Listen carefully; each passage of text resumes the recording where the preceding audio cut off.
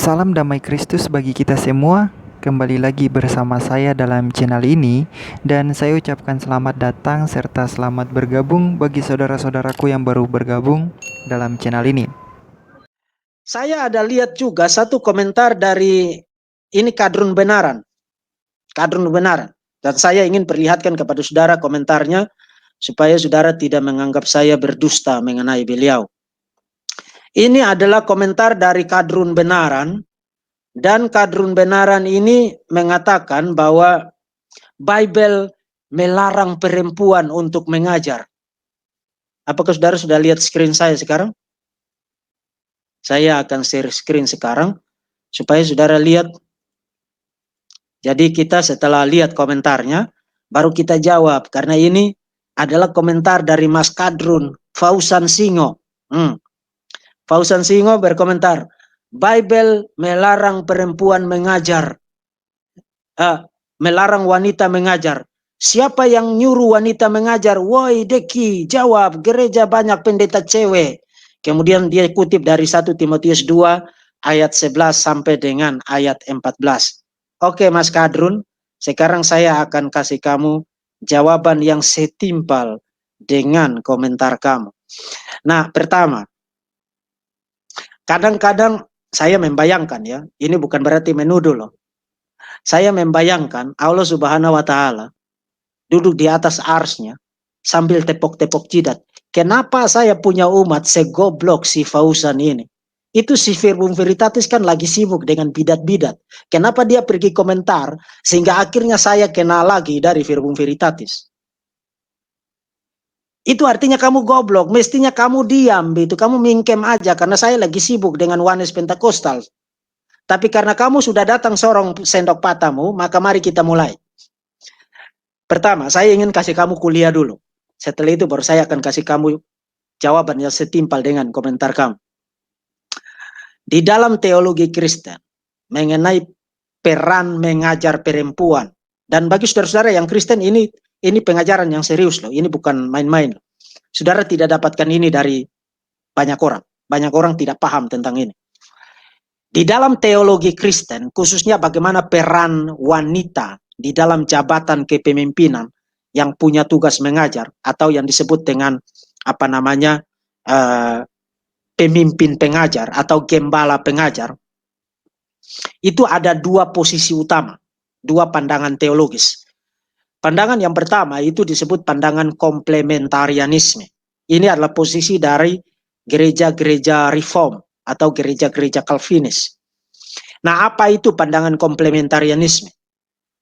Pandangan komplementarianisme percaya bahwa perempuan dan laki-laki diciptakan setara. Jadi secara ontologis, perempuan dan laki-laki itu setara. Kenapa setara? Karena baik laki-laki, baik perempuan diciptakan menurut gambar dan rupa Tuhan. Jadi perempuan tidak lebih tinggi dari laki-laki, laki-laki tidak lebih tinggi dari perempuan secara hakikat. Secara hakikat atau secara ontologis. Tetapi dalam hal fungsinya, perannya, perempuan dan laki-laki itu berbeda peran. Misalnya begini, saudara tidak tiba-tiba memindahkan peran melahirkan kepada sang suami. Jadi saudara duduk-duduk dengan istri saudara, kemudian saudara bilang kepada istrimu, saya kasihan lihat kamu melahirkan terus, jadi mulai besok saya saja yang melahirkan. Tidak bisa. Karena ada peran-peran tertentu yang secara intrinsik dikaitkan dengan gender tertentu. Nah, itu tidak bicara tentang apakah perempuan dan laki-laki satu lebih tinggi dari satu, tidak. Karena secara hakikat, secara ontologis, perempuan dan laki-laki itu setara. Keduanya diciptakan menurut gambar dan rupa Tuhan. Tapi secara fungsional, peran mereka itu berbeda. Nah, menurut teologi penciptaan, Kejadian pasal 1, Kejadian pasal 2, fungsi kepemimpinan itu diberikan kepada Adam. Fungsi kepemimpinan diberikan kepada Adam. Jadi secara aplikatif, berdasarkan teologi itu, para teolog komplementarian mengaplikasikan prinsip itu ke dalam hal kepemimpinan gereja. Itu tidak bicara tentang kepemimpinan di luar gereja loh. Jadi saudara jangan kacaukan itu. Tapi dalam hal kepemimpinan di gereja, itu fungsi kepemimpinan itu diberikan kepada pria. Dan saya kira posisi itu bukan hanya ada di dalam tubuh gereja-gereja Calvinis, tapi juga ada di dalam tubuh gereja saudara-saudara kita yang beragama Katolik. Nah, jadi itu yang pertama, itu pandangan yang pertama. Kemudian pandangan yang kedua adalah pandangan egalitarianisme. Nah, pandangan egalitarianisme percaya bahwa laki-laki dan perempuan bukan hanya setara di dalam ontologinya, hakikatnya, tapi juga setara di dalam perannya. Jadi semua jabatan kepemimpinan di dalam gereja itu bisa dijabat oleh perempuan. Itu posisi egalitarianisme. Nah, pertanyaan, dari dua posisi ini, apakah kedua posisi ini merendahkan perempuan? Tidak. Karena Alkitab jelas mengajarkan dan itu diakui oleh kedua posisi ini. Dan hanya ada dua posisi ini di dalam teologi Kristen. Tidak ada posisi ketiga. Kedua posisi ini sama-sama percaya secara harkat dan martabat. Dari segi hak asasinya, dari segi ontologinya, dari segi esensinya. Perempuan dan laki-laki itu setara. Setara. Tidak ada yang lebih tinggi, tidak ada yang lebih rendah. Tapi secara fungsinya, perannya, itu ada hierarki. Nah, itu posisi dari komplementarianisme. Kalau posisi dari egalitarianisme tidak ada hierarki itu, baik di dalam esensi maupun di dalam fungsi. Nah, itu secara ringkas untuk menjelaskan posisi Alkitab mengenai posisi perempuan di dalam jabatan kepemimpinan gereja. Either way, apakah saudara menganut egalitarianisme atau kalau saudara menganut komplementarianisme, itu tidak sama sekali merendahkan perempuan. Tidak sama sekali merendahkan perempuan. Dan in fact, kekristenan adalah agama yang menempatkan perempuan dan laki-laki pada posisi yang setara. Hakikat yang setara, ontologi yang setara. Keduanya diciptakan menurut gambar dan rupa Tuhan. Itu kekristenan. Nah, karena kamu sudah berkomentar begitu, jadi mari kita lihat apa yang diajarkan Quran. Kalau saudara baca surat sapi betina, surat Al-Baqarah, surat 2, ayat yang ke-283. Allah Subhanahu wa Ta'ala mengatakan bahwa kesaksian seorang perempuan itu hanya separuh nilainya dibandingkan dengan kesaksian seorang laki-laki. Jadi butuh dua orang perempuan untuk kesaksiannya itu punya nilai setara dengan satu orang laki-laki. Nah, in case kalau saudara bertanya-tanya, itu maksudnya apa? Apakah itu merendahkan perempuan? Saudara perlu pergi kepada baginda Muhammad, karena baginda Muhammad menjelaskan apa maksud Allah Subhanahu wa Ta'ala mengenai kesaksian perempuan itu hanya separuh dibandingkan dengan kesaksian seorang laki-laki.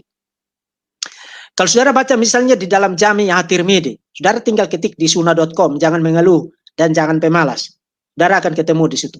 Jami' At-Tirmidzi 2613, Muhammad mengatakan bahwa perempuan itu deficient in intellect and in religion. Deficient in intellect and in religion. Kurang dalam hal inteleknya dan kurang dalam hal agama. Kemudian orang bertanya, apa maksudmu kurang dalam hal intelek dan apa maksudmu kurang dalam hal agama? Kemudian sang baginda menjawab, kurang dalam hal intelek karena bukankah Allah bersabda bahwa kesaksian perempuan hanya separuh nilainya dibandingkan dengan kesaksian laki-laki. Jadi secara intrinsik menurut Allah Subhanahu wa Ta'ala dan penafsir terbaiknya sang baginda, perempuan itu secara nature itu otaknya hanya separuh dibandingkan dengan laki-laki. Nah, saya challenge kamu pergi kepada studi-studi terbaik mengenai IQ rata-rata dari perempuan dan laki-laki. Apakah itu sesuai dengan ajaran Islam atau tidak? No. IQ rata-rata dan IQ rata-rata laki-laki dan IQ rata-rata laki-laki dan perempuan itu identik. Identik. Dengan kata lain, Muhammad mengatakan hal yang salah di situ. Dan karena dia menafsirkan, dia adalah penafsir terbaik dari Quran, maka apa kesimpulannya? Nah, saya tidak ingin simpulkan itu. Nanti kamu simpulkan sendiri. Nanti kamu kejang-kejang. Kemudian, Bukan hanya itu, tapi Muhammad mengajarkan bahwa perempuan itu najis. Kenapa najis? Kalau saudara baca di dalam Sahih Al-Bukhari, ini hadis loh, hadis sahih loh. Hadis-hadis yang saya kutip sekarang ini hadis-hadis yang gemuk. Sahih Al-Bukhari 514. Sahih Al-Bukhari 514, Aisyah mengatakan bahwa Muhammad pernah mengatakan ada 3 hal yang membatalkan salat. Pertama, edonki, keledai, seekor keledai, kalau lewat di depan maka salatmu batal. A woman, seorang perempuan, dan a dog, black dog. Kemudian di dalam hadis itu dikatakan karena anjing hitam itu adalah setan.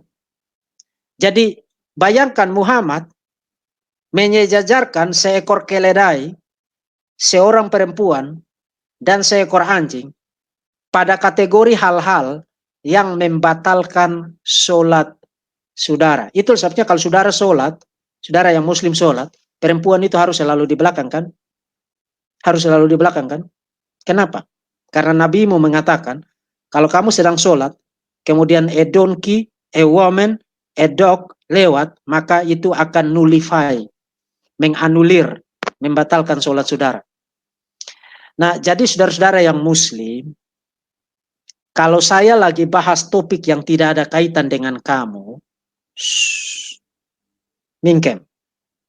Karena nanti kalau saya bahas tentang kamu, mendadak kamu itu menjadi kejang-kejang. Nah, kamu itu membuat dunia ini menjadi tidak masuk akal. Kenapa? Karena kamu berpikir bahwa hanya kamu yang boleh ngoceh tentang agama lain. Begitu kamu diocohin, mendadak kamu menjadi kesurupan. No, di dalam dunia ini kita harus berdiri di atas standar yang sama. Kalau kamu ngoceh tentang agama saya akan jawab, tetapi itu menjadi kesempatan bagi saya untuk saya membalas kamu. Karena di dalam dunia ini, tidak ada serangan yang tidak dapat dibalas kembali dengan serangan yang sama atau bahkan lebih hebat lagi. Jadi silakan mingkem kalau saya lagi bahas tentang topik yang tidak ada hubungan dengan kamu. Supaya kamu tidak menjadi kejang-kejang ketika saya sedang membahas topik-topik ini.